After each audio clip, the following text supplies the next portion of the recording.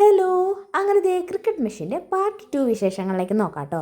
ഇതിലൊരു ചാർജർ ഉണ്ടായിരുന്നു. Charger connected ചാർജറായിരുന്നു കേട്ടോ, നമ്മുടെ ലാപ്ടോപ്പിൻ്റെ ഒക്കെ പോലെ.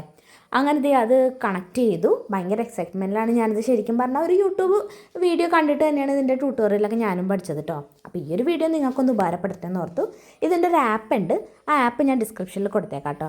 അത് നമ്മൾ ഡൗൺലോഡ് ചെയ്ത് കഴിഞ്ഞ് ഇതിൽ കണക്ട് ചെയ്ത് കഴിഞ്ഞിട്ട് ബ്ലൂടൂത്ത് വഴി കണക്ട് ചെയ്ത് കഴിഞ്ഞിട്ടുണ്ടെങ്കിൽ നമ്മൾ അതിൽ എന്ത് എഡിറ്റ് ചെയ്യുന്നു അത് നമുക്ക് ഈ ഷീറ്റിൽ കട്ട് ചെയ്തെടുക്കാം. ഈ ഷീറ്റ് കട്ടിയുള്ളതുകൊണ്ട് അവരുടെ പാക്കേജിൽ കൂടെ തന്നെ ഉണ്ടായിരുന്ന ഷീറ്റ് ആയതുകൊണ്ട് നമുക്ക് അടിയിൽ മാറ്റ് വെക്കേണ്ടി വന്നില്ല.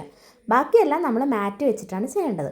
അങ്ങനെ ദേ സ്ക്രാപ്പ് ക്രാഫ്റ്റ്സ് ബൈ അമ്മൂസ് എന്ന് പറയുന്ന നമ്മുടെ ഈ ലോഗോയുടെ പേര് തന്നെ എടുത്തിട്ട് ഞാൻ അടിപൊളിയായിട്ട് കട്ട് ചെയ്തു. പക്ഷേ നല്ല ക്ഷമ വേണം. എന്നിട്ട് കട്ട് ചെയ്തിട്ട് നമ്മളൊരു ട്രാൻസ്ഫർ ടേപ്പ് ഒട്ടിച്ചിട്ട് ഇതിൻ്റെ കൂടെ കിട്ടിയൊരു ടൂളാണ് കേട്ടോ.